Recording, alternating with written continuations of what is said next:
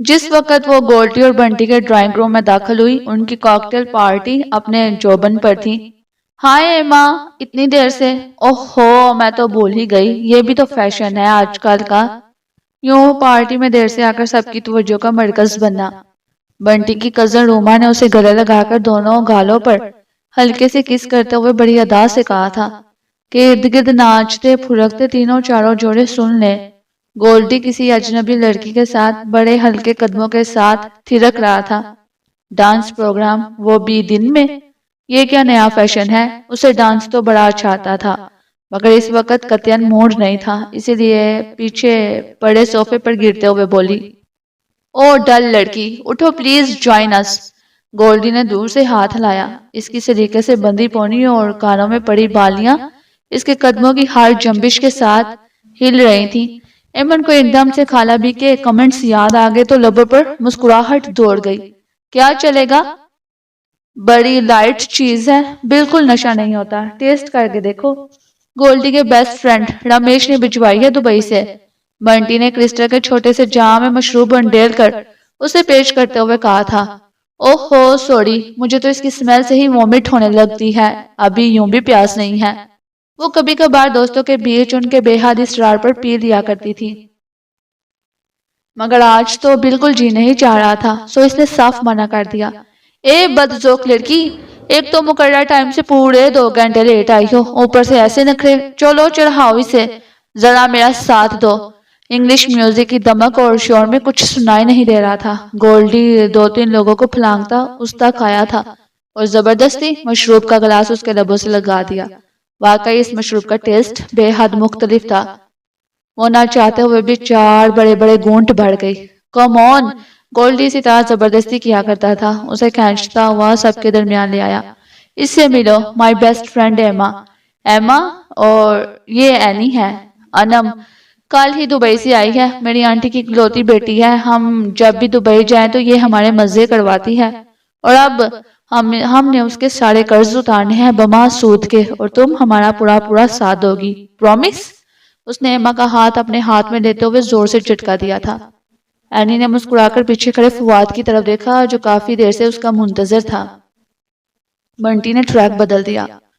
Rock and role کے تیز شور میں کسی طرح اس کے قدم گولڈی کے ساتھ اٹھتے چلے گئے، اسے پتہ بھی نہیں چلا۔ اس کا پھول سا بدن ایک ایک سٹیپ پر کیسے کھم کھاتا لچکتا کہ وہ کئی بار گولڈی کے سینے سے جا لگی اور اسے احساس تک نہیں ہوا۔ یہ شاید اسی مشروب کا اثر تھا، جس کا اثر ایسا ہلکا سا لطیف سا تھا کہ ہلکی ہلکی سی گنودگی اسے اپنے دل و دماغ پر کسی نشے کی طرح طاری ہوتی محسوس ہو رہی تھی۔ وہ ٹریک ختم ہونے سے پہلے نڈال ہو کر صوفے پر گر گئی۔ گولڈی بھی اس کے ساتھ ہی آ گرا تھا۔ اس نے اپنا سر ایمن کے شانے پر رکھ دیا اور دونوں آنکھیں بند کیے گہری گہری سانسیں لے رہے تھے۔ آج کیا ہوا؟ آج اتنی جلدی کیسے تھک گئی؟ گہری سانسوں کے درمیان گولڈی پوچھ رہا تھا۔ اس کا لڑکتا ہوا سر اس کے شانے سے نیچے ڈلک گیا تھا۔ ایمن ذہنی طور پر نیم گنودہ سی تھی، مگر اس نے فوراً اس لڑکن کو نوٹ کیا تھا۔ وہ ایک جھٹکے سے سیدھی ہو گئی۔ اے کیا ہوا؟ گولڈی نے ادھکھلی آنکھوں سے اسے یوں سیدھے ہوتے دیکھ کر پوچھا تھا۔ تم دونوں اتنی جلدی تھک گئے؟ بنٹی صوفے کی ہتھی پر آ کر ٹک گئی تھی۔ اینی ادھر آؤ۔ بیٹھتے ہی اس نے اینی کو آواز لگائی جو فواد کے ساتھ باتوں میں مگن تھی۔ اینی گولڈی کے پاس آ کر بیٹھ گئی۔ وہ ذرا سا سیدھا ہوا مگر ٹانگیں اسی طرح سامنے کو پھیلی ہوئی تھی اور بازو چپوؤں کی طرح ادھر ادھر پھیلے ہوئے تھے۔ فواد کے پاپا انکم ٹیکس آفیسر ہیں، دبئی آتے جاتے رہتے ہیں۔ بنٹی نے اینی کی معلومات میں اضافہ کرنا چاہا۔ میں جانتی ہوں، اور یہ 3 سال ادھر رہے بھی ہیں۔ میری اور فواد کی کلاسز تو الگ تھی مگر اسکول ایک ہی تھا۔ بیچ میں کچھ عرصہ ہمارے درمیان کانٹیکٹ نہیں رہا مگر آج کل خوب چیٹنگ چل رہی ہے۔ اینی نے تفصیل سے فواد کے متعلق معلومات سے آگاہ کیا تھا۔ بنٹی پر بال کو چپ سی ہو کر گولڈی کی طرف دیکھنے لگی۔ بھائی آج شام کا کیا پروگرام ہے؟ گولڈی نے مزید ٹانگیں اور بازو پھیلاتے ہوئے اینی کو ان کے گھیرے میں لینے کی کوشش کی تھی۔ ادھر تو کوئی خاص پوائنٹ ہی نہیں ہے، سی ویو بھی نہیں ہے، میں تو 2 دن میں بور ہو گئی ہوں، اینی ناک چڑھا کر بولی تھی۔ کیا کریں، اور پھر ہماری حالت اظہار کو تو دیکھو، جو اس چھوٹے سے کنویں میں ٹراتے بھی ہیں اور انجوائے بھی کرتے ہیں۔ گولڈی نے بگلے کی طرح گردن زور سے جھٹکتے ہوئے رخ اینی کی طرف کیا تھا۔ آؤ ایما، تمہیں اپنی آنٹ سے ملواؤں۔ ان دونوں کی تو اب خوب چونچ لڑے گی. بہت گریسفل ہے میری آنٹ فردوس. فڑی آنٹی کہتے ہیں ہم انہیں ملو گی تو فریش ہو جاؤ گی. ایسی خوشگوار کمپنی ہوتی ہے ان کی. بنٹی اسے گھسیٹتی ہوئی اپنی آنٹ کی خوبیاں بیان کرتی سیٹنگ روم میں لے آئی. اور پتہ ہے ایک اور چکر بھی ہے، وہ میں تمہیں آنٹ سے ملوانے کے بعد بتاؤں گی. اس نے سیٹنگ روم کے دروازے پر پہنچ کر ایک بار پھر اس کے کانوں میں سرگوشی کی. اس کی آنٹ یقیناً بہت خوش مزاج اور اچھی طبیعت کی ہوں گی، مگر اس وقت وہ قطعاً فریش نہیں لگ رہی تھی. تھوڑے خراب موڈ کے ساتھ انہوں نے بڑے تیکھے چتون لیے ایمن کا تعارف حاصل کیا تھا. وہ دونوں کچھ دیر ادھر ہی بیٹھی رہیں. بنٹی ادھر ادھر کی فضول گوسپ پھانکتی رہی. نہ اس کی آنٹ متوجہ تھی اور نہ ایمن. اس کی فڑی آنٹ ابھی تک نائٹ گون میں تھی. بلیک سلور ریشمی گاؤن سے چھلکتا ان کا چاندی سا بدن یقیناً بہت اسمارٹ، بہت سلیم تھا. وہ خود بھی بلیف کرومنگ کا بہترین شاہکار دکھائی دے رہی تھی. گاؤن کے ساتھ بھی ان کا میک اپ بالکل فریش تھا. تم لوگوں کا شام کو کوئی پروگرام تو نہیں؟ وہ دونوں بور ہو کر اٹھ رہی تھی جب انہوں نے اپنی نیل پالش کرتے ہوئے سرسری سے لہجے میں پوچھا تھا. ابھی تو کوئی خاص نہیں، تھوڑی دیر تک شاید بن جائے. بنٹی نے جواب دیا. بتانے کی کوئی ضرورت نہیں، آج رات کو فیملی پروگرام ہے. تمہارے انکل بھی تھوڑی دیر میں آنے والے ہیں، کچھ فیملی گیسٹ بھی ہیں، اس لیے آج تم تینوں کوئی اور پروگرام نہ رکھنا. اپنے فرینڈز کو شام تک چلتا کرو، اوکے؟ بنٹی کی ماما اندر آئی تھی. سرخ بڑی شفون کے سادہ سوٹ میں ان کا حسن فڑی آنٹی کی جوانی کو بھی مات کر رہا تھا. لائٹ میک اپ کے ساتھ تھوڑا رنگے ہوئے ریشمی بال ہلکے سے جوڑے میں قید، تیز خوشبو کے ساتھ وہ کتنی اٹریکٹیو، کتنی فریش لگ رہی تھی. ایمن کی نگاہوں میں چھم سے اپنی ماما آ گئی. اس نے بچپن سے بلکہ شعور کی آنکھ کھلنے سے پہلے کبھی ماما کو رف حلیے میں نہیں دیکھا تھا. وہ ہمیشہ کھلے ہوئے گلاب کی طرح کھلی کھلی تر و تازہ اور خوشبودار ہوتی تھی کہ جس جگہ سے گزرتی ایک خوشبو بڑا جھونکا اس جگہ پر ٹھہرا کرتا. کتنی دیر تک سانس لیتا رہتا تھا. ان کی کمپنی میں چند منٹ گزارنے والا بھی ان کی خوشبودار مہکی مہکی رفاقت کو مدتوں یاد رکھتا تھا. اس لیے تو پاپا بقول خالابی کے ساری عمر پاگل ہوئے رہے ان کی محبت میں. محبت کیا تھی، دیوانگی تھی. اور اسی دیوانگی میں عمر تمام ہوئی کہ آخری سانسوں تک دونوں ساتھ ساتھ. چلو نا، بنٹی نے اس کا ہاتھ کھینچا تھا. اس کی فڑی آنٹی اور ماما اب کارڈ لیس ہاتھ میں لیے نہ جانے کون سی بحث میں الجھی ہوئی تھی، اور وہ کھوئی کھوئی سی کھڑی ان دونوں کو یک ٹک دیکھ رہی تھی. یہ الگ بات کہ وہ ان کو نہیں کسی اور مجسم کو دیکھ رہی تھی. یار تم کچھ عجیب سی نہیں ہوتی جا رہی؟ کوئی الجھی پریشان صورت. آخر تمہیں کیا ہو گیا ہے؟ بنٹی اسے رستہ بھر بولتی بھی آ رہی تھی. نہیں یار تمہارا وہم ہے، بس یوں ہی کیا. اور وہ جواب میں کہہ بھی نہ سکی. اسے ماما یاد آئی تھی. اس نے ماما پاپا کے دل میں چھپی ڈھیر ساری محبت کو دل کے ایسے نہا خانوں میں چھپا رکھا تھا کہ ان کو ان کی زندگی میں پتہ نہ چل سکے، اور نہ ان کی موت کے بعد اس نے اس خفیہ محبت کو کسی پر ظاہر ہونے دیا تھا. اچھا اب تم شام بلکہ رات تک ادھر ہی رکو گی؟ ماما نے باہر جانے پر تو بین لگا دیا ہے، ڈنر کر کر جانا. بنٹی نے پرخلوص لہجے میں گویا اسے انوائٹ کیا تھا، اور وہ شاید پہلے کی طرح فوراً مان بھی جاتی. جوینس نے بنٹی کی ماما کے منہ سے سننا لیا ہوتا کہ فیملی ڈنر اور فیملی گیسٹ کی تکرار نہ سنی ہوتی. تو آج نہیں یار، آج مجھے اصل میں پاپا کے دوست شمشاد انکل ڈنر پر آ رہے ہیں، اور خالابی نے مجھے سختی سے کہا تھا کہ رات سے پہلے گھر پہنچ جاؤں.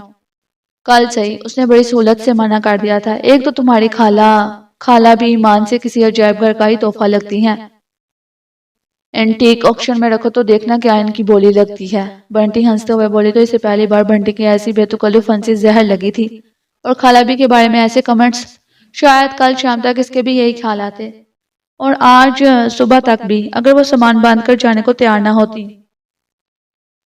انہیں میرا اتنا خیال تو ہے. اور یہ بنٹی گولڈی ان کے ماما پاپا سے، ہمارے فیملی ٹرمز سے، کبھی انہوں نے ماما پاپا کے جانے کے بعد میرے حالات جاننے کی کوشش نہیں کی کہ میں کیسے رہ رہی ہوں. کل شام کو معمولی سی بات پر ایک فیول ختم ہونے پر گولڈی کا رویہ، اکھڑا رویہ اور سرد اجنبی نگاہیں. کیا اس وقت اس نے ایک پل کو بھی سوچنے کی زحمت نہیں کی ہوگی کہ فیول ختم ہونے کے باوجود میں نے ڈلوایا کیوں نہیں؟ یقیناً میرے پاس پیسے نہیں ہوں گے، ورنہ ایسی غیر ذمہ داری کا ثبوت تو میں نے پہلے کبھی نہیں دیا. مگر اس نے تو ایک لمحے کے لیے بھی غور نہیں کیا. تو کیا یہ دوستی تھی؟ ڈرائنگ روم میں وہی ہڑبونگ مچی ہوئی تھی. اب میوزک سننے کے ساتھ ساتھ کھانے پینے بلکہ پینے پلانے کا دور چل رہا تھا.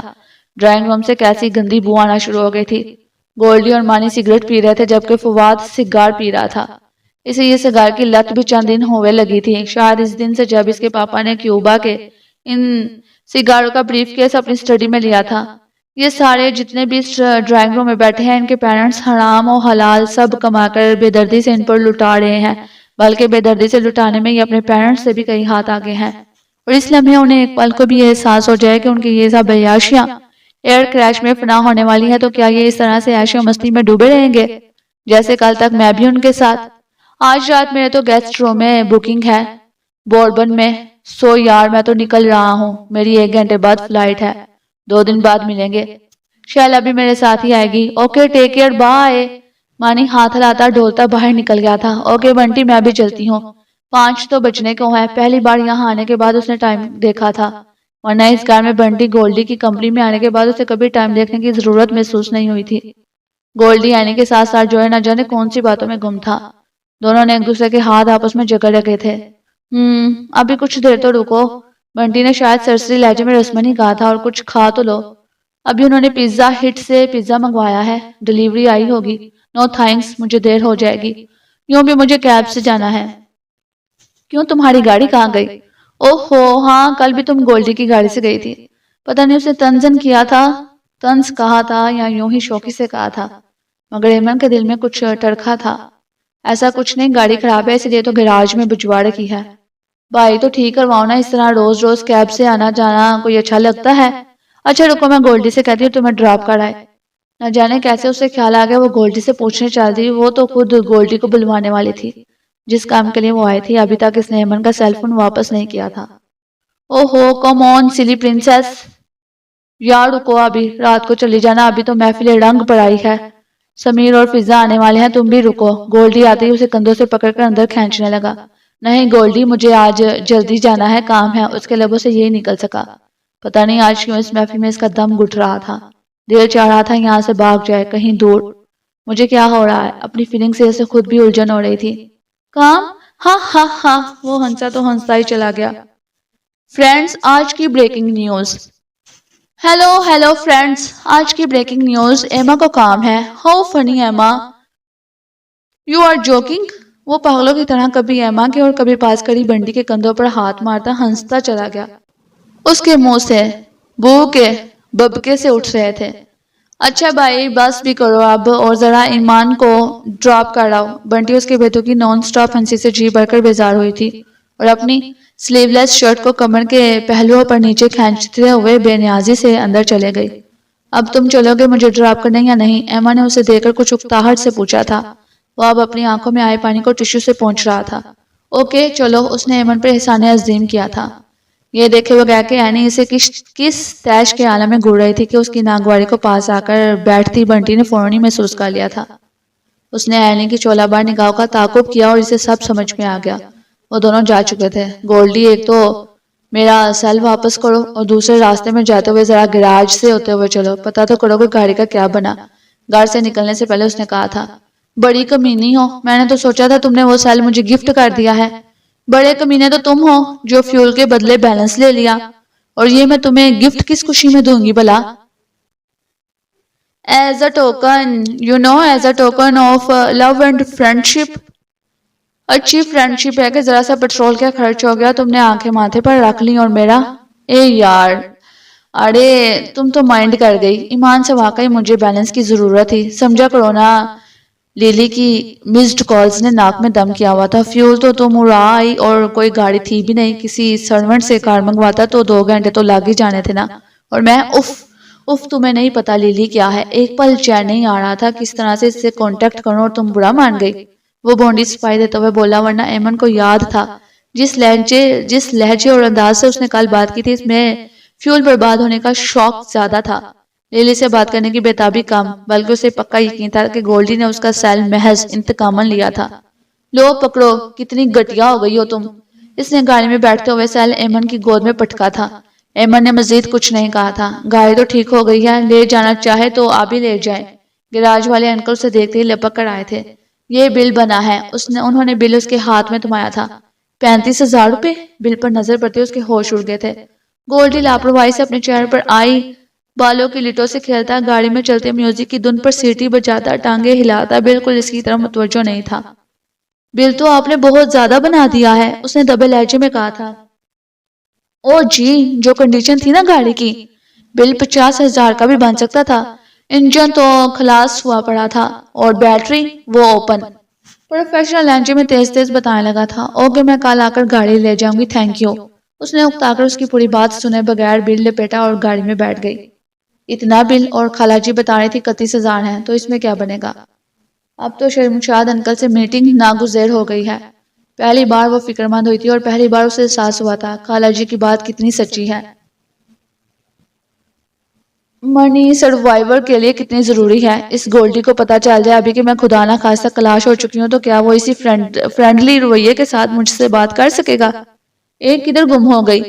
انکل نے کیا لو لیٹر دے دیا ہے جو افلاطون کی طرح سوچو کہ سمندر میں گوتے کھانے لگی ہو؟ گولڈی نے چٹکی بجا کر اسے متوجہ کیا تو وہ زخمی سی مسکراہٹ کے ساتھ اسے دیکھنے لگی۔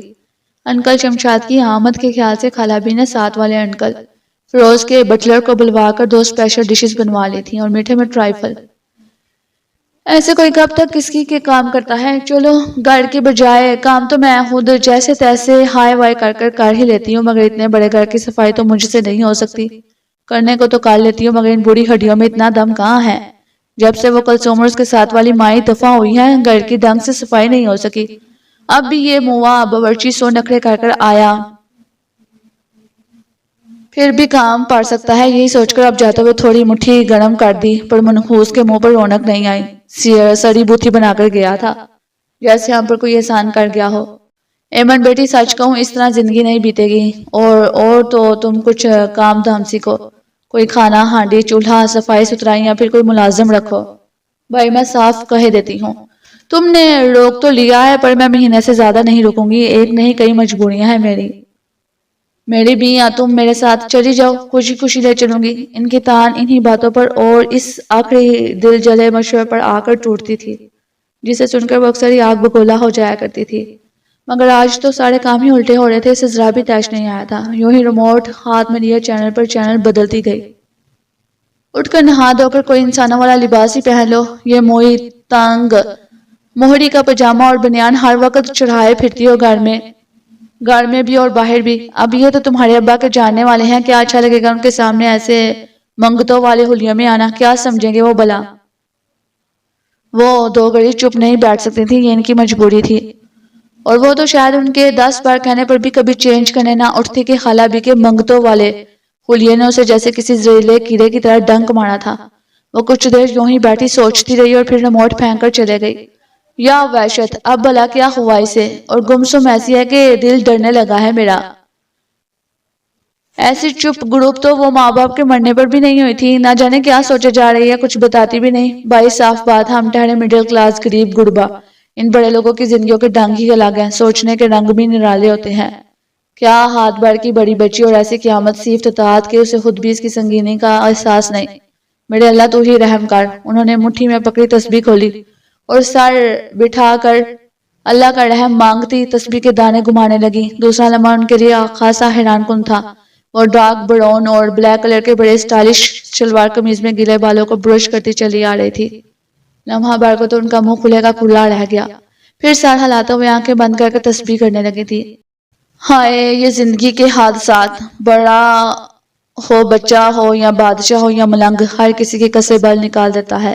ایمن بی بی کیا چیز ہے؟ یہ شمشاد موا آئے گا بھی یا یوں ہی اسے راشد انکل نے لاڑا لگایا تھا؟ ذرا فون کر کے پوچھو۔ میرے پاس ان کا نمبر نہیں ہے، وہ خود بھی اکتائی ہوئی تھی اس فضول انتظار سے۔ اسے راشد انکل کا تو پتا ہوگا نا، اس سے پتا کرو۔ ان کے کہنے پر وہ اٹھ کھڑی ہوئی تھی۔ وہ کہہ رہے ہیں شمشاد انکل 10 بجے کے قریب آئیں گے، ہم لوگ ڈنر پر ان کا انتظار نہ کریں، چلے خالہ بھی کھانا کھا لیتے ہیں۔ وہ اٹھی، وہ بیزار سی اندر آ کر بتا رہی تھی، یوں بھی اسے خاصی بھوک لگ رہی تھی، شام کو بھی تھوڑی سی چاٹ لی تھی اس نے۔ لو حد ہو گئی لوگوں کی غیر ذمہ داری کی۔ اللہ کے بندے، کھانے پر نہیں آنا تھا تو کہلوا بھیجے، اگلوں کا رزق کیا فالتو آیا ہے کہ تیرے لیے پکوان پکا کر برباد کرتے پھریں اور اس منحوس باورچی کی 12 بجاتی شکل بھی بھگتنی پڑے، جیب الگ گرم کرنی پڑے۔ ہم نے تو خود ہی کھانا تھا تو سادہ کچھ بھی کھا لیتے، اور اب جب 4 پیسے آئے ہیں تو انہیں اس طرح سے تو نہیں نہ اڑاتے، پھر اللہ جانے کب روپیوں کی شکل نظر آئے۔ وہ کھانا کھانے کے دوران بھی مسلسل بڑبڑا رہی تھی۔ ایمن چپ چاپ کھانا کھاتی رہی۔ اتنی اداسی، ایسی اکیلی سی شام اس نے کب گزاری تھی؟ جیسے ہی دوپہر کی دھوپ نرم شام میں ڈرنے لگتی تھی، اس کے قدم خود بخود باہر کی طرف بڑھ جایا کرتے تھے۔ دوسرے گاڑی کی لاچاری، وہ تو 15 سال کی عمر سے ڈرائیو کر رہی تھی، کبھی گاڑی کے بغیر رہی نہیں تھی، اور اب ایک سال پھر سن کی بڑھیا کے ساتھ اسے شامیں بتانی پڑ رہی تھی۔ اپنے ہی اوپر بے تحاشا ترس بھی آ رہا تھا، غصہ بھی۔ آخر وہ گھر میں کیوں بیٹھی ہے؟ 25-26 ہزار دے کر گاڑی لے آتی اور کسی بھی فاسٹ فوڈ کارنر پر جا کر کسی بھی اپنے جیسے من چلے زندہ دل دوست کے ساتھ مزے کیوں نہیں کرتی؟ آخر کون سی زنجیر نے اسے باندھ رکھا ہے؟ انکل شمشاد کی آمد سے اسے کوئی دلچسپی نہیں تھی۔ پھر کچھ پتہ نہیں اس گھر کے کاغذات کدھر ہیں؟ خالہ بھی مسلسل بول رہی تھی، اب تو اس کے کان کچھ بھی نہیں سن رہے تھے۔ اس جملے سے وہ چونک گئی تھی۔ کون سے کاغذ؟ وہ ناگواری سے بولی تھی۔ اے بچی، اس کوٹھی کی ملکیت کے کاغذ، اور کون سے؟ مجھے کیا پتا، وہ کندھے اچکا کر بولی تھی۔ شاباشے بچے، شاباشے، جیسے اللہ بالی عمریاں اماں باوا گزار گئے ہیں ویسے تم گزارنا، بے ہوش بے خود۔ اب کل کلا کو کوئی دعوے دار بن کر چلا آئے کہ تمہارے بابا یہ گھر اس کے ہاتھ بیچ چکے ہیں تو سوچو ہم سڑک پر نہیں پھریں گے بلا۔ وہ جو ٹرائفل پیالی میں نکالے یوں ہی اس پر چمچہ چلا رہی تھی، حق دک انہیں دیکھتی رہ گئی۔ اب آ کے کھولو، انہیں گئے ہوئے بھی 3 ماہ ہونے کو آئے ہیں، چلو۔ یہ حضرت آتے ہیں تو دیکھتے ہیں کیا انکشاف فرماتے ہیں۔ مجھے تو لگتا ہے، وہ کچھ کہتے کہتے رک سی گئی۔ اس کے اڑے اڑے چہرے پر نظر پڑی۔ چلو چھوڑو، دیکھتے ہیں کیا ہوتا ہے، تم کھاؤ۔ اور نہیں، کھا لیا۔ وہ سب کچھ چھوڑ چھاڑ کر کھڑی ہو گئی تو خالہ بھی نے ایک کوفت بڑی نظر سامنے ٹیبل پر پھیلے ہوئے کھانوں کے برتنوں پر ڈالی، جو سب انہیں ہی دھونا پڑیں گے۔ اچھا، اچھے ماں باپ نے لاڈوں میں رکھا ہے، ننھی بی بی کو چمچہ دھونا آتا ہے، نہ انڈا ابالنا، پتہ نہیں زندگی میں کیا کرے گی۔ میں کیا اس کی دم میں ساتھ لٹکی رہوں گی؟ بس بھائی، بہت ہو گیا، اب ہم دردی اتنی بھی نہیں ہے ان بڑی ہڈیوں سے۔ ابھی وہ وکیل آئے تو پتہ چل جائے سب کچھ کہ کتنے پانی میں ہے، نہ کچھ ہوا تو بھائی ایسی ہمدردی کو ساتھ سلام۔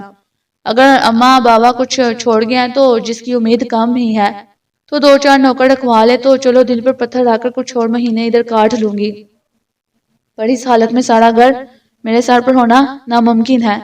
وہ برتن پٹک پٹک کر دھوتے ہوئے بڑبڑائے جا رہی تھی۔ پہلے ان کا اس گھر میں آ کر کیسا دل لگا کرتا تھا، جب بھی آنا ہوتا تھا واپس جانے کو جی ہی نہیں کرتا تھا۔ پھر شمائلہ تھی اتنی محبت کرنے والی، اور طاہر اس سے بڑھ کر ہمدرد طبیعت والا، اور پھر ان دونوں نے جو عمر بھر ان کے ساتھ نیکیاں کی تھی، وہ خالی بیٹھ کر انگلیوں پر گننے کی کوشش کرنے لگتی تو گن بھی نہ پاتی تھی۔ ہائے ہائے، اچھے لوگوں کو رب بھی کتنی جلدی بلا لیتا ہے۔ انہوں نے گندے سندے برتن کنگال کر یوں ہی سلیب پر رکھ دیے۔ کچھ ہاتھوں میں دم نہیں تھا، کچھ بصارت دن بہ دن کمزور ہوتی جا رہی تھی، اور سب سے بڑھ کر ان کا دل ہی نہیں چاہتا تھا۔ جس کام کو دل نہ چاہے اسے اعضاء کیسے خوش دلی سے انجام دے سکتے ہیں؟ اے تو گھنٹی بجے جا رہی ہے، اور یہ ایمن کہاں ہے؟ ٹوٹی بند کرتے ہی ان کے کانوں میں ڈور بیل کی آواز پڑی تھی۔ دھوڑ ایمن کے کمرے سے آتی وی سی ڈی کی دمک انہیں کوریڈور میں جاتے ہوئے سنائی دی تو خون اور کھول گیا تھا۔ بے حس پتھر دل لڑکی، ماوا بابا اکٹھے گزر گئے اور دنیا میں تنہا رہ گئی، نہ کوئی آسرا نہ سہارا۔ اور جی دن رات یہ اچھل کود ناچ گانے میں دل کو بہلایا جا رہا ہے، کیا زمانہ آ گیا، اللہ کی پناہ۔ وہ گیٹ تک جاتے ہوئے بڑبڑاتی گئی۔ شمشاد صاحب نے ڈرائنگ روم میں بیٹھتے ہی ہاتھ میں پکڑے بریف کیس کھول کر فائلیں نکالنا شروع کر دی تھی۔ وہ خالہ جی کے ساتھ اندر تو آگے تھے مگر ان کی طرف قطعاً متوجہ نہیں تھے۔ ایمن بیٹی کو بلوائیے ذرا۔ وہ تمام فائلیں سینٹرل ٹیبل پر سجا چکے تو سنہرے چشمے کے شیشوں سے جھانکتے ہوئے بولے تھے، کیسی ہو ایمن بیٹی؟ وہ تھوڑی دیر میں آ گئی تھی، اسے دیکھتے ہی پروفیشنل سی مسکراہٹ لیے بولے تھے، فائن انکل۔ وہ سامنے بڑے صوفے پر ٹانگ جما کر بیٹھ گئی۔ اسٹڈیز کیسی جا رہی ہیں؟ میں نے یہ سیمسٹر ڈراپ کر دیا ہے۔ وہ چوئنگم چباتے ہوئے اطمینان سے بولی تو انہوں نے سر ہلا دیا، جیسے انہیں اس سے اس جواب کی توقع تھی۔ اور کیا ہو رہا ہے آج کل؟ ان کے تمہید باندھتے ان لا یعنی سوالوں سے اس کے چہرے پر نہیں پڑے۔ بیٹھی خالہ بی کے چہرے پر بھی کوفت بڑے تاثرات ابھرائے تھے۔ کیا آپ کے علم میں ہے کہ آپ کے پاپا طاہر حفیظ صاحب آپ کے لیے کیا کچھ چھوڑ کے گئے ہیں؟ انہوں نے بلا کر بات شروع کی تھی۔ جی نہیں، وہ ٹانگ لاتے ہوئے ببل بنا رہی تھی۔ خالہ جی بڑھ کر اس کی اس حلجل سے بے مزہ ہوئی تھی۔ یہ فائل ان کے شیئرز کی ساری تفصیل کے بارے میں ہے جو مختلف کمپنیز میں تھے، اور گزشتہ 10 سالوں سے جس طرح سے وہ اپنے شیئرز ان کمپنیوں سے نکلواتے رہے ہیں، آخری سال ان کے 25% شیئرز راشد غفار اینڈ کو میں اور دوسرے شفیق گروپ میں رہ گئے ہیں، جو انہوں نے اسی سال اپنے آخری سفر پر جاتے ہوئے نکلوا لیے تھے۔ یعنی اب ان کا کسی بھی کمپنی میں کوئی شیئر نہیں ہے۔ مجھے بے حد افسوس سے کہنا پڑ رہا ہے۔ وہ کیا بول رہے تھے؟ خالہ بی کے پلے بھی کچھ نہیں پڑا تھا، مگر ایمن کی ہلتی ٹانگیں اور ببل چوئنگم دانتوں اور داڑھوں کے بیچ کہیں مردہ حالت میں چپکی ہوئی تھی۔ تو اس کا مطلب پورے 5 منٹ تک ڈرائنگ روم میں جامد سناٹا تاری رہا تھا۔ اس سناٹے کو ایمن کے اٹک اٹک کر بولے گئے بے ربط سے جملے نے توڑا تھا۔ اس کا مطلب کہ اگر آپ ان فائلوں کو پڑھنا چاہیں تو بالکل کلیئر آپ کی سمجھ میں آ جائے گا۔ ان تمام کی فوٹو کاپیز میں کروا دیتا ہوں، آپ کسی اور سے مشورہ بھی لے سکتی ہیں۔ یہ پیپرز دکھا کر انہوں نے میز پر پڑی بڑی سی سبز رنگ کی فائل اس کی طرف بڑھائی جسے ایمن نے پکڑنے کی کوشش بھی نہیں کی، صرف بے جان نظروں سے دیکھنے لگی۔ میں اس سے کیا سمجھوں؟ اسے سمجھ میں نہیں آیا تھا کہ اپنا مداح کیسے بیان کریں۔ مجھے افسوس سے کہنا پڑ رہا ہے کہ آپ کے پاپا طاہر حفیظ صاحب نے بزنس میں تو آپ یہ سمجھ لیں کہ ایک دلہ بھی آپ کے لیے نہیں چھوڑا۔ آپ کہیں بھی کلیم نہیں کر سکتی۔ رہ گیا یہ گھر، انہوں نے ناک پر پسلتی آنا کو انگلی سے اوپر دھکیلتے ہوئے سر اٹھا کر چھت پر لگ کر بیش قیمت فانوس کو دیکھا تھا۔ یہ گھر؟ اس نے دھک دھک کرتے دل سے پوچھا تھا۔ یہ گھر اپنے آخری سفر سے پہلے وہ راشد غفار صاحب کے ہاتھوں سیل کر گئے تھے۔ بیگم صاحبہ کا آپریشن تھا جس کے لیے انہیں ٹھیک ٹھاک رقم کی ضرورت تھی۔ رقم کا کوئی اور ذریعہ تھا ہی نہیں۔ ویسے وہ جاتے ہوئے مجھ سے کہہ رہے تھے کہ دعا کرے بیگم صاحبہ ٹھیک ہو جائے تو وہ واپس آ کر جم کر کسی بھی کاروبار میں تھوڑا بہت سرمایہ لگا کر پیر جمانے کی کوشش کریں گے۔ انہیں اس بار خود اس بات کا شدت سے احساس تھا کہ وہ آپ کے لیے کچھ بھی نہیں چھوڑ کر جا رہے۔ پھر بھی وہ پوری امید تھے کہ واپس آتے وہ ضرور کچھ نہ کچھ کر لیں گے، مگر موت نے مہلت ہی نہ دی تو یہ گھر بھی بک چکا تھا۔ خالہ بھی جو کتنی دیر سے منہ کھولے انگلی تھوڑی پڑ کے حیران ششدر سی سن رہی تھی، ایک دم سے بولی۔ شمشاد صاحب نے ایک نظر انہیں دیکھا۔ یہ راشد غفار صاحب کی ملکیت کے پیپرز ہیں جن پر واضح طور پر لکھا ہے کہ طاہر حفیظ صاحب نے انہیں یہ گھر بیچ دیا تھا اور جب تک وہ واپس نہیں آ جاتے آپ دونوں اس گھر میں رہیں گی۔ اور اب تو ان کی المناک موت کو بھی 3 ماہ ہونے کو آئے ہیں۔ ظاہر ہے راشد صاحب کب تک انتظار کریں گے۔ ایمن کچھ بھی نہیں سن رہی تھی۔ تو آپ یہ مجھے کھلا دے رہے ہیں؟ کتنے استحقاق کے ساتھ وہ صبح آفس گئی تھی اور کیا شہانہ ٹھاٹ باٹ کے ساتھ ان کے سامنے بیٹھی بڑی حقارت سے ان نوٹوں کو دیکھ رہی تھی جو یقیناً انہوں نے اپنی زکوٰۃ یا خیرات میں سے نکال کر اسے دیے تھے۔ آپ آسان لفظوں میں بتائیں اب ایمن کے نام کیا ہے؟ خالہ بھی کو شاید یقین نہیں آیا تھا یا شمشاد صاحب کے الفاظ سے تسلی نہیں ہوئی تھی، بے چین سی ہو کر پوچھنے لگی۔ صاف لفظوں میں کچھ بھی نہیں، انہوں نے سر جھکا کر شکست خوردہ سے انداز میں کہہ کر ان 2 فائلوں کے سوا باقی فائلیں دوبارہ بریف کیس میں رکھنا شروع کر دی۔ ہیں؟ ایسے کیسے ہو سکتا ہے؟ اتنا کھاتا پیتنا اتنا کاروبار کرنے والا شخص مرے تو پیچھے پھوٹی کوڑی نہ چھوڑ کر گیا ہو۔ میں بھی صاف لفظوں میں کہوں مجھے یہ سب دھوکہ لگتا ہے، فراڈ ہے یہ۔ خالہ جی ایک دم طیش میں آ کر بولی تھی۔ آپ کو حق ہے، آپ کوئی بھی دوسرا وکیل کر کے کسی بھی کورٹ میں جا سکتی ہیں، مگر جانے سے پہلے میں اتنا کہوں گا کہ اس کا کوئی بھی فائدہ نہیں ہوگا، کیونکہ میں اپنے اللہ کو حاضر ناظر جان کر بالکل سچ بات آپ سے کہہ رہا ہوں۔ پھر بھی اگر آپ اپنی تسلی کروا سکتی ہیں اور یہ کہ انہوں نے بریف کیس اٹھایا اور کھڑے ہو گئے۔ ان کا طرز زندگی اور بیگم صاحب کی بیماری آپ کے سامنے ہے، اس کے باوجود اگر آپ کیس کرنا چاہیں تو آپ کو حق حاصل ہے۔ اللہ حافظ بیٹا، کوئی بھی مزید مسئلہ ہو یا کچھ اور اپنا کارڈ میں چھوڑے جا رہا ہوں، اللہ آپ کو اپنی امان میں رکھے۔ وہ ایمن کے سر پر ہاتھ پھیرتے ہوئے لمحے بھر کو رکے اور پھر باہر نکل گئے۔ خالہ بھی ان کے باہر نکلتے ہی دوپٹے کا پلو منہ کے آگے رکھ کر پھپک کر رونے لگی تھی۔ وہ خالی خالی نظروں سے انہیں روتا دیکھتی رہی تھی۔ ہائے ایسے بھی خود غرض ماں باپ ہوتے ہیں، دنیا میں اپنی پھول سی بچی کے لیے کوئی پیسے دھیلے کا آسرا بھی نہ چھوڑ کر گئے، نہ گار نہ دار، کدھر جائے گی وہ دھکے کھانے کی؟ ایک چھت تھی، اس کا آسرا تو رہنے دیا ہوتا اس کے سر پر، وہ بھی بیچ باچ کر۔ قربے قیامت ہے بھائی، قربے قیامت۔ خالہ جی اب رونے کے ساتھ ساتھ اپنے محبوب مشغلے میں مصروف ہو چکی تھیں۔ وہ کسی معمول کی طرح اٹھی اور ڈرائنگ روم سے باہر نکل آئی۔ اگر یہ گھر نہیں ہوگا، بینک میں بیلنس نہیں ہوگا، بیگ میں روپے اور سیل فون نہیں، گاڑی میں فیول بلکہ گاڑی ہی نہیں ہوگی تو کیسی ہوگی یہ زندگی؟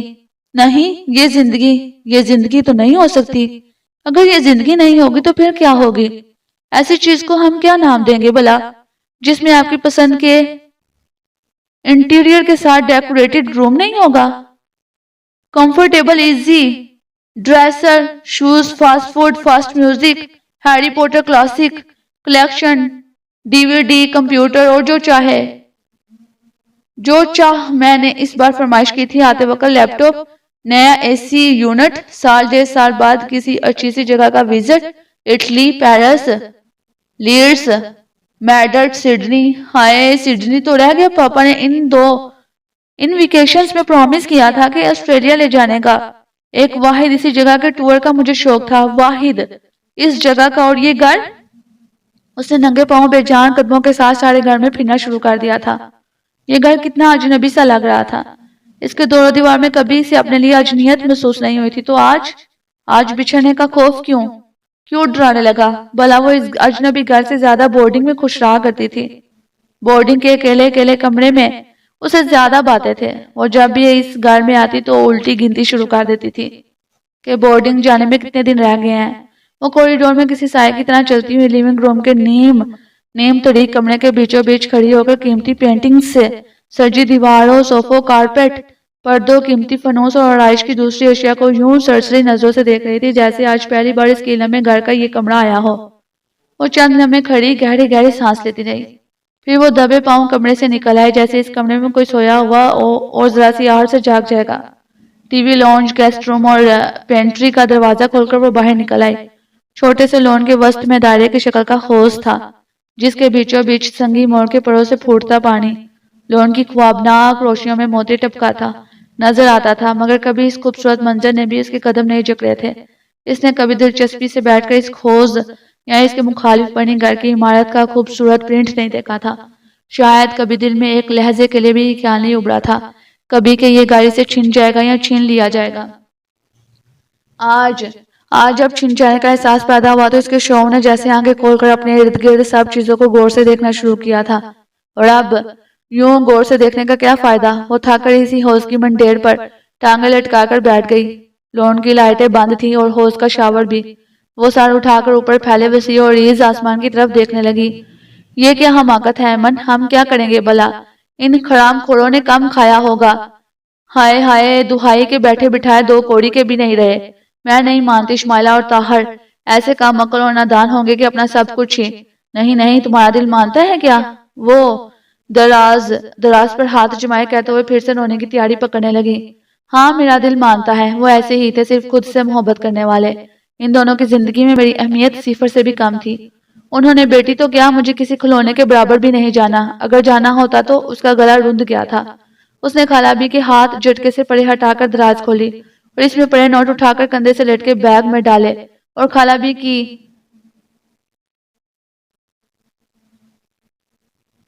کو نظر انداز کرتی تقریباً بھاگتی ہوئی باہر نکل گئی تھی۔ راشد انکل ہیں، ان کا پیون ایک بار پھر اس کی راہ میں مزاحم ہوا تھا، اور اب کہ اس نے کروفر سے آگے بڑھ کر دروازہ دھکیلنے سے اجتناب کیا تھا۔ ابھی نکل کر گئے ہیں، آپ دیکھ سکتی ہیں۔ شاید اپنی پچھلی خاطر پیون کو یاد آ گئی تھی جو مؤدب انداز میں اٹھتے ہوئے اس نے کمر ذرا سی خمیدہ کر گلاس ڈور دھکیل دیا تھا۔ کمرہ واقعی خالی تھا۔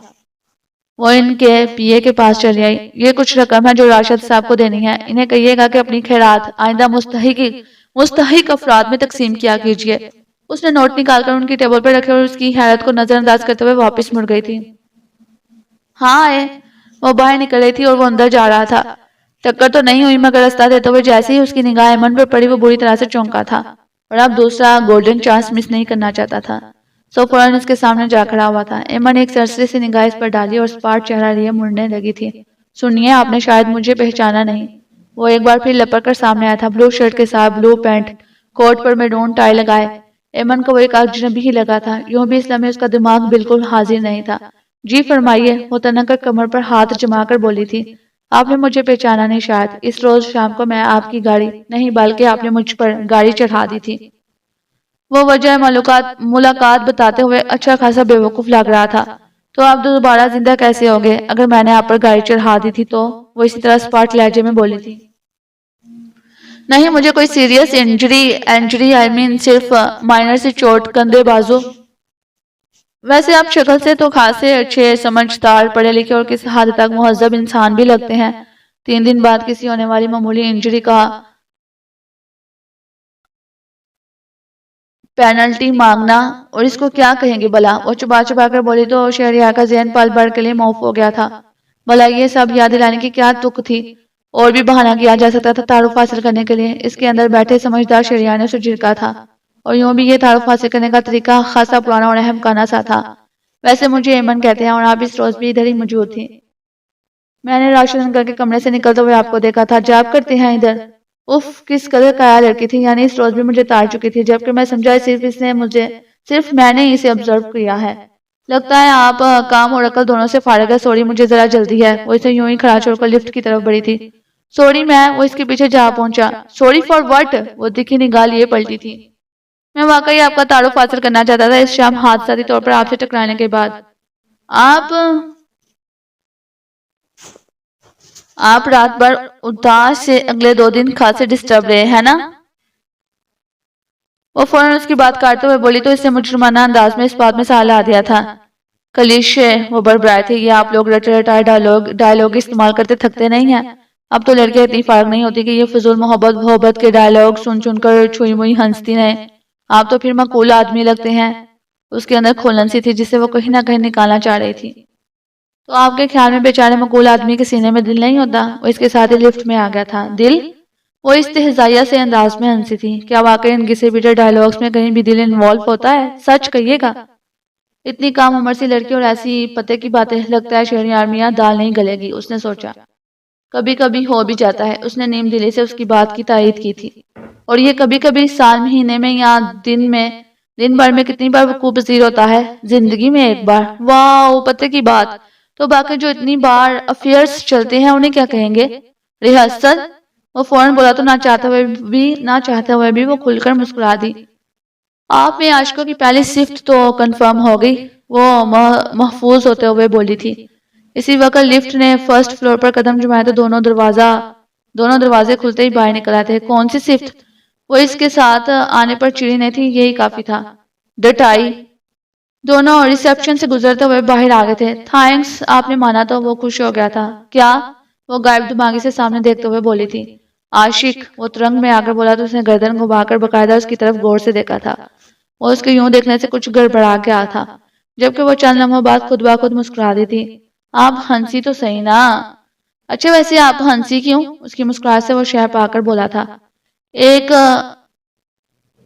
کنفرمڈ عاشق سے مل کر خوشی ہوئی اس لیے، مگر آپ ہنسی تو اس طرح تھی جیسے کسی پاگل سے ملاقات ہو گئی ہو۔ ایک ہی بات ہے، وہ گلاسز لگاتے ہوئے کندھے اچکا کر بولی تھی۔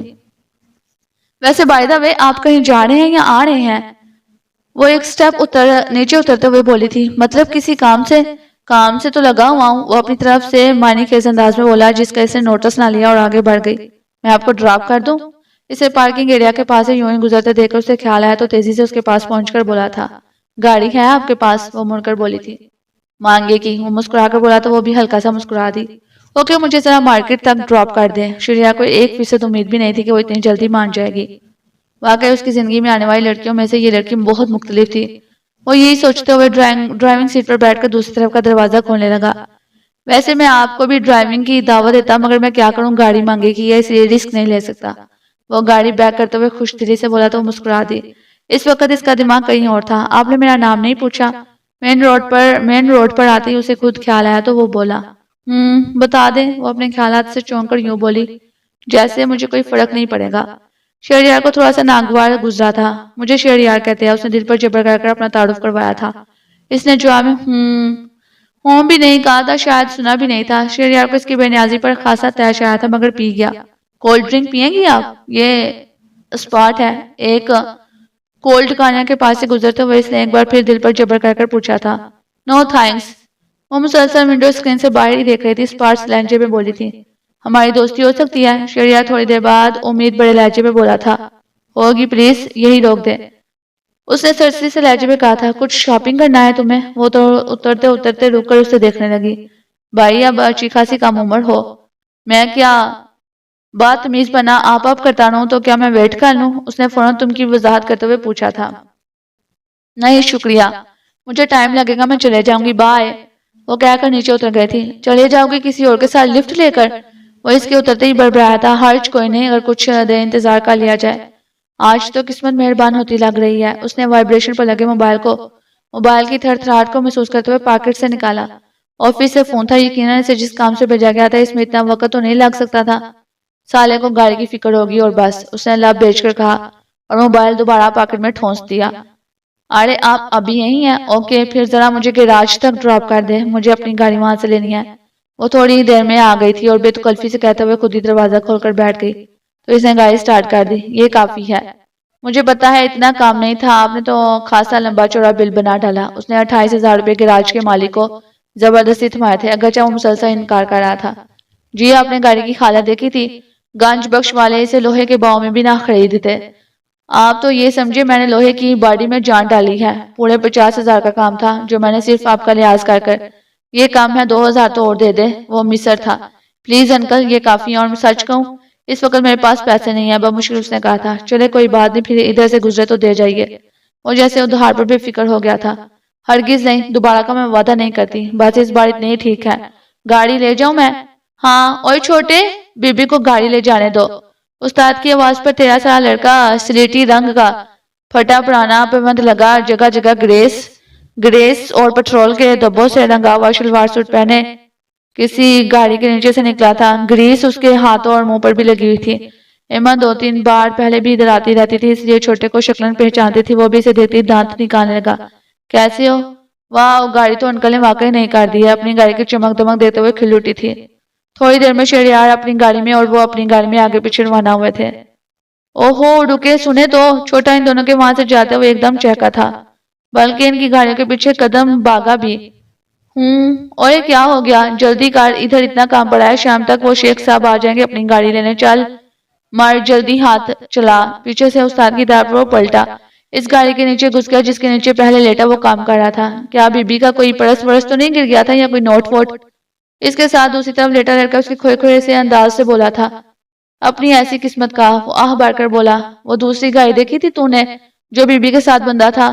وہ والی میں تو اسی کی ٹانگ پر کسی نے زوردار ڈنڈا مارا تھا۔ بدبختو، باتیں بنائے جانا، کوئی کام نہ کرنا۔ پھر روپے پیسے کاٹ لوں گا تمہاری ہر ڈرامی کے، تو گھر والے روتے پیٹتے آ جاتے ہیں۔ تمہارا کیا جاتا ہے، کام کروانے والے دیر سویر ہو جانے پر آ کر تو میری جان کو سیاپا ڈالتے ہیں۔ تم تو دہاڑی لے کر چلے جاتے ہو۔ کام کرو ہر ڈراموں۔ استاد کے ٹھڈے ہی نہیں، پٹکار بھی ایسی زوردار تھی کہ دونوں سانس نکالے بغیر اپنے اپنے کام میں مصروف ہو گئے، کیونکہ انہیں پتا تھا تھوڑی دیر بعد استاد ٹھڈے کا استعمال نہیں کرے گا، بلکہ ایسے کاموں کے لیے بڑے اوزار تھے۔ اور دوسری ماں ان ٹھڈوں سے کئی زیادہ خوفناک ہوتی تھی کہ خوف کے مارے وہ دوبارہ کام ختم کرنے تک ان کے منہ سے ایک لفظ نہ نکل سکا۔ انکل کوئی گنجائش کچھ ہو؟ وہ ایک دن پہلے گولڈی کے چچا بریسٹر فتح محمد کو پاپا کے بزنس سے متعلق جتنے بھی ڈاکومنٹس انکل شمشاد دے کر گئے تھے، جو کچھ اسے ان کی ذاتی الماری کے پوشیدہ لاکرز سے مل سکا تھا، وہ انہیں دے گئی تھی کہ وہ بتائیں کہیں کسی بزنس، کسی کمپنی، کسی بینک میں ان کے کوئی اثاثے ہوں۔ نہیں ہے ماں، میں نے یہ سارے پیپرز، سارے ڈاکومنٹس، ایگریمنٹس پوری رات اور دن کے دوران اچھی طرح سے اسٹڈی کیے ہیں۔ کسی کمپنی، کسی فیکٹری، کاروبار میں ان کا کوئی ایک بھی شیئرز نہیں بچا۔ ہم کسی بھی پوائنٹ کو لے کر کورٹ چاہ کر اپیل نہیں کر سکتے، کچھ ہے ہی نہیں، اور یہ صورتحال کوئی اتنی حیران کن بھی نہیں ہے۔ اصل میں تو ان کا یہ ڈاؤن فال گزشتہ 6-8 سالوں سے جاری تھا۔ ان کے یہ سارے پیپرز بتاتے ہیں کہ 8 سال پہلے واقعی ان کے شیئرز ایک نہیں بہت سی کمپنیز میں تھے، مگر وہ آہستہ آہستہ سال 6 مہینے میں ایک ایک کر نکلواتے رہے۔ صرف یہی نہیں، ان کے 4 بینکوں میں اکاؤنٹ تھے، اور وہ چاروں کے چاروں اس وقت نیل سٹیٹس شو کر رہے ہیں۔ اور اس کی وجہ یہ نہیں کہ انہوں نے کسی عیاشی میں یہ ساری دولت اڑا دی ہے۔ ان کے غیر ملکی سیر و تفریح دورے، وہاں کے رہائش، کھانا پینا اور دوسرے اخراجات کا اگر حساب لگائیں تو سب کچھ بیلنس ہوتا نظر آ رہا ہے۔ اور پتہ ہے انہوں نے گھر میں موجود تمام سامان کے ساتھ سیل کیا ہے۔ خدا معلوم انہیں کیا ایسی اشد ضرورت تھی کہ گھر کی ساری چیزیں بھی انہوں نے سامان سمیت سیل کر دی ہیں۔ میری تو عقل حیران ہے، ورنہ طاہر حفیظ ایسا نادان، ایسا کم عقل تو نہیں تھا کہ تمہارے لیے کچھ بھی۔ سوری بیٹا، وہ نان سٹاپ کہتے جا رہے تھے، اور وہ جیسے کسی گہری دلدل میں اترتی جا رہی تھی، آنکھوں میں اترتی آنسوں کی دھند میں اسے گولڈی کے چچا کا چہرہ بھی غیر مبہم سا دکھائی دے رہا تھا، اور ان کی ٹھہری ٹھہری سنجیدہ آواز جیسے کسی پتال سے آ رہی تھی، ایسی آواز جس میں گونج تو ہو، الفاظ تو ہو، مگر ان کا کوئی مفہوم نہ ہو، اور وہ ان کے الفاظ سمجھنے سے قطعاً قاصر تھی، بس یکٹک ان کا چہرہ دیکھے جا رہی تھی۔ میں کیوں نہ ہوں؟ اس نے اس دوران صرف ایک فیصلہ کیا اور کتنی دیر کا رکا ہوا سانس سینے سے خارج کیا، پلکوں کو زور سے جھپکا، سارا ریلا ندی کے بیچ سے کناروں کی جانب منتقل ہو گیا تھا۔ وہ اٹھ کر کھڑی ہو گئی تھی۔ تمہاری ماما کو کوئی اکاؤنٹ، ان کی جیولری، گھر جا کر دیکھو شاید کچھ ہو۔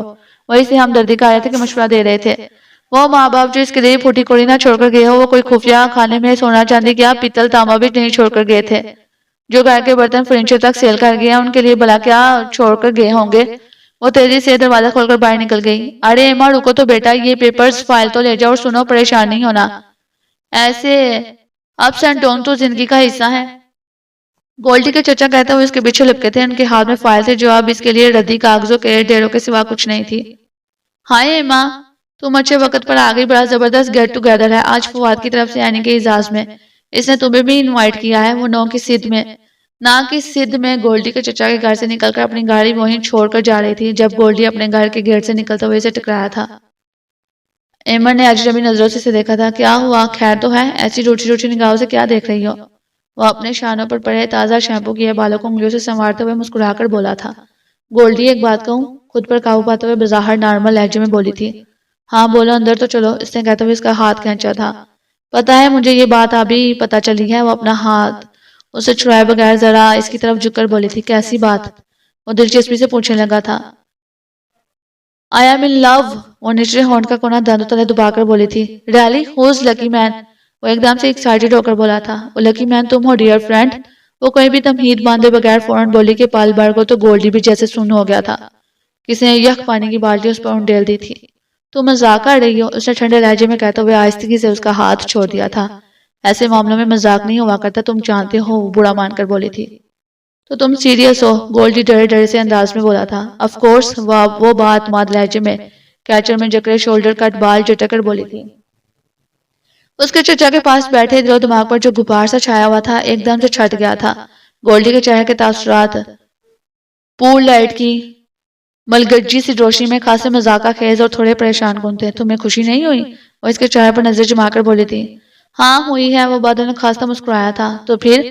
وہ استفہامیہ نظروں سے اسے دیکھنے لگی. تو پھر کیا؟ گولڈی نے گردن جھٹکی تھی. ول یو میری می؟ وہ پہلے کی طرح تمہید باندھے بغیر بولی تھی. واٹ؟ گولڈی پر دوسری بار کس نے یک بالٹی انڈیل دی تھی. اے کچھ سنا تم نے؟ وہ ہنستے ہوئے اس کا کندھا ہلا کر بولی تھی. ہاں سن لیا. ذرا ادھر دیکھو. اس نے ایمن کی گردن میں ہاتھ ڈال کر اسے اپنے قریب کیا اور ناک سکیڑ کر اس کا منہ سونگھنے لگا. پی کر آئی ہو نا؟ وہ مشکوک لہجے میں بولا تھا. تمہارے چچا بریسٹر فتح محمد نے پلائی ہے. سوچو اس کا آفٹر انفیکٹ کیسا ہوگا. وہ ہنستے ہوئے مزے سے بولی تھی. تمہیں کیا ہو گیا ہے؟ گولڈی زچ ہو گیا تھا. او نو، کیا تمہیں برا لگا؟ وہ سنجیدہ ہوتے ہوئے بولی تھی. کیا؟ گولڈی اب ادھر ادھر دیکھتے ہوئے بھاگنے کے چکر میں تھا. میرا یوں اظہار محبت. تم خود ہی تو کہتے تھے دوستوں کو آپس میں فیئر ہونا چاہیے. ہاں وہ تو ہے، مگر اتنا بھی فیئر نہیں ہونا چاہیے. وہ دل میں کڑا تھا. وہ کیا ہے گولڈی؟ ماما پاپا کے بعد میں خود کو اتنی تنہا اتنی اکیلی محسوس کر رہی ہوں کہ کوئی ہو جو میرا ہو، میرا اپنا. اسی لیے تم سے تو بچپن سے انڈرسٹینڈنگ ہے. جتنی بار بھی خالہ بھی کے کہنے پر پارٹنر کا سوچا نظروں کے سامنے تمہاری سے ہوتا کہ شاید تمہاری یہ پرخلوص بے لوث دوستی کا اثر ہے کہ جو مجھے محبت کی طرح لگا. اگر تمہیں اچھا نہیں لگا تو سوری. وہ بات سے بات نکالتے چلے گئی. گولڈی نے قدرے بے بسی سے اسے دیکھا تھا. نہیں ایسی تو کوئی بات نہیں ہے. وہ واضح طور پر نظر چرا کر بولا تھا. اور وہ جو تم کہا کرتے تھے جب بھی شادی کرو گے اما جیسی فرینک لڑکی سے کرو گے اور پاپا ماما کے کریش کے بعد جس طرح تم نے میری دل جوئی کی دن رات اور بار بار میسج کرتے تھے. Emma don't worry don't worry I am with you. بس انہی باتوں نے پتہ نہیں کیسے میرے دل میں تمہارے لیے یہ نیا جذبہ جگا دیا اور میں نے تم سے کیسے اظہار محبت کر دیا. مجھے پتہ بھی نہیں چلا. شاید تمہارے دل میں ایسی کوئی بات نہیں تھی. اب اسے سچ مچ گولڈی کی حالت سے مزہ آ رہا تھا. نہیں ایسی تو کوئی بات نہیں. اچھا چلو فواد کی طرف چلتے ہیں. اس ٹاپک پر بعد میں بات کریں گے. اسے بلا کر موضوع بدلنے کا موقع مل ہی گیا تھا. اوکے تم اچھی طرح سوچ کر مجھے 1-2 دن میں بتا دینا. میں ذرا تیار ہو کر آتی ہوں. فواد کی طرف تم چلو بائے. وہ ہاتھ ہلاتی کھلے گیٹ سے باہر نکل گئی. یہ اسے ہوا کیا تھا؟ گولڈی وہیں کھڑا سوچتا رہا. یقیناً کوئی چکر ہے ورنہ ایما ہاتھ پکڑا دے. دال میں کچھ کالا ہے. یہ انکل کی طرف کیا کر رہی تھی؟ وہ اس کے آگے سے گاڑی لے جاتا ہوئے ہاتھ ہلاتی چلے گئی تو وہ کچھ سوچتے ہوئے اپنے چچا کی کوٹھی کی طرف بڑھ گیا تھا. بریسٹر صاحب کی گاڑی کھڑی تھی. اس کا مطلب ہے ایمان انکل سے ملنے آئی تھی. کیوں؟ ذرا پتا تو کریں. وہ لمبے لمبے ڈاک بھرتا کوٹھی کے اندرونی حصے کی طرف بڑھ گیا تھا. آلو لے لو، پیاز لے لو، ٹماٹر لے لو، ہری بھنڈیاں، گول گول ہرے ٹنڈے لے لو. مومو کے آگے ہاتھ رکھے اپنی پھٹی آواز کو بھونپو بنائے ریڑھی پر لکی سبزیاں دھکیلتا احاطے میں داخل ہو رہا تھا. اندرون شہر کا یہ کٹری جہاں ایک نہیں ان گنت گھرانے آباد ہے. نچلا کمرہ کسی ایک کنبے کے پاس تھا تو اوپر چھت پر برآمدہ اور کمرہ کسی دوسرے گھرانے کے قبضے میں. ساتھ والا کمرہ کسی اور خاندان کی ملکیت تھا. اس پوری کھٹری میں کسی ایک گھرانے کے پاس بھی 2 سے زیادہ کمرے نہیں تھے. کم ہی گھروں کے پاس علیحدہ باورچی خانہ یا غسل خانہ تھا. ہر منزل پر ایک ہی غسل خانہ موجود تھا. جہاں یہ سہولت نہیں تھی وہاں لوگوں نے کسی برآمدے میں تھوڑی سی اینٹیں سیمنٹ لگوا کر دوروں دیوار بنوا کر آگے وہ ٹانگ دیا تھا. یوں وہ گھر کے ساتھ اٹیچ باتھ روم کا کام دے رہا تھا. کھٹری کے احاطے میں ایک مستطیل سی جگہ مستقل کوڑے دان کا کام دیتی تھی۔ ساری کھٹری کے لوگ بلا تکلف اپنا کوڑا کرکٹ کمروں کی کھڑکیوں سے دروازے سے نیچے اس مستطیل احاطے میں اچھال دیتے تھے۔ اس کھٹری کے نیچے درمیانی اور اس سے اوپر پورشنز میں کہیں دھوپ اور روشنی کا گزر نہیں تھا۔ روشنی تو پھر بھی کسی نہ کسی روزن کھڑکی روشن دان سے جھانک لیتی تھی۔ دھوپ کا گزر ادھر بے حد کم تھا اور نیچے کوڑے دان کے اس احاطے تک دھوپ کا پہنچنا ناممکن تھا۔ جو بھی کھٹری کا بڑا سا لکڑی والا پھاٹک جو دن رات کھلا رہتا تھا، اس کے بغلی دروازے سے اندر داخل ہوتا، سب سے پہلے اس کوڑے دان کا دیدار نصیب ہوتا تھا اسے، جسے ہفتوں مہینوں بعد کارپوریشن کا ٹرک اٹھا کر لے جاتا تھا۔ مگر یہ خصوصی توجہ ہفتوں مہینوں بعد اس احاطے کو نصیب ہوتی تھی۔ اس کی وجہ یہ نہیں تھی کہ کارپوریشن کا عملہ کم چور یا لاپرواہ تھا، بلکہ جب وہ پیلا ٹرک کھٹری کے باہر کی تنگ ٹیڑھی میڑھی گلیوں سے گزر کر کھٹری تک پہنچتا تو اس بلا کے گلیوں میں داخل ہونے سے ہر طرح کے ٹریفک، پیدل، سائیکل سوار، موٹر سائیکل سوار اور ریڑھی بان عجیب عذاب میں مبتلا ہو جاتے تھے، جیسے شہر کی دوسری معروف سڑکوں پر ٹریفک جام کا نام دیا جاتا تھا۔ وہی تکلیف دہ صورتحال ان گلیوں میں ظہور پذیر ہو جاتی تھی۔ صبح کا کوڑا اٹھانے کے اس ٹرک کو عموماً دوپہر ڈھلے یا اکثر شام کے انسام جیسی ٹیڑھی مٹیڑھی تنگ تری گلیوں سے نکلنا نصیب ہوتا تھا۔ یہ الگ بات کہ اٹھایا گیا کوڑا کرکٹ وہ سارے راستے بجلی کی تاروں کے کھمبوں تجاوزات سے ٹکراتا، ادھر ادھر سوگات کے طور پر گراتا چلا جاتا اور شام کے تک گلیاں بھی اس کوڑے کی برکت سے اچھی خاصی مشکبار ہو چکی ہوتی۔ اس کے علاوہ جو ہی وہ ٹرک اس تاریخی قدیم دروازے سے گزرتا، تنگ گلیوں کی طرف آتا دکھائی دیتا، تھوڑوں دکانوں پر بیٹھے ریڑیاں سجائے دکانداری کرتے دکاندار بلا تکلف ٹرک اور ٹرک کے عملے کو موٹی موٹی گالیاں جو ان روزمرہ کی گفتگو کا لازمی حصہ تھی، کھلے عام بلند آواز میں دینے لگتے۔ کبھی کبھار کوئی چھوٹا موٹا جھگڑا بھی ہو جاتا تھا۔ جھگڑے تو اس علاقے کے معمول میں شامل تھے۔